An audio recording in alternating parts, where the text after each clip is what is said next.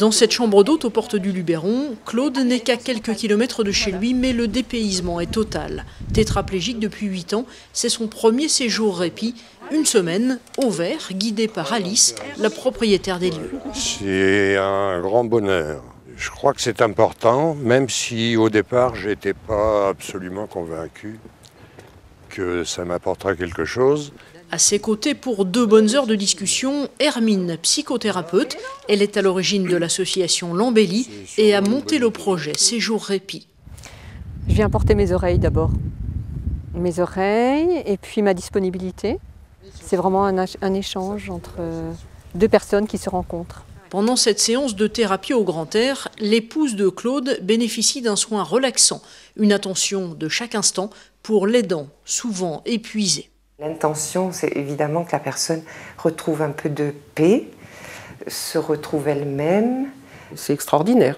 Pendant 2 heures, j'ai décompressé, je me suis occupée de moi. C'est pas seulement une semaine de coupure. J'espère beaucoup que ce soit aussi pour notre vie de couple, un début pour engager quelque chose qui nous fera plaisir à tous les 2.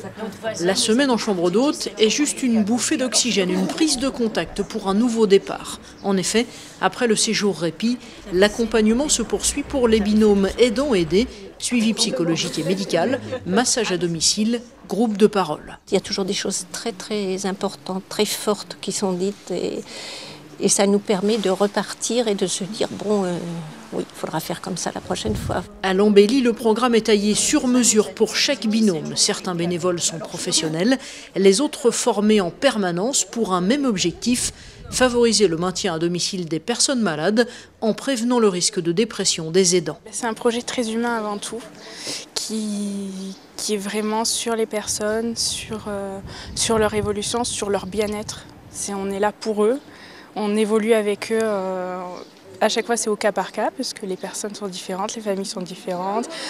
Très grande innovation, beaucoup de spontanéité aussi, et puis de fraîcheur et de naturel dans les rapports qu'on peut avoir avec les gens, où tout le monde, en fait, que ce soit les bénéficiaires ou les intervenants, je veux dire, forment une équipe.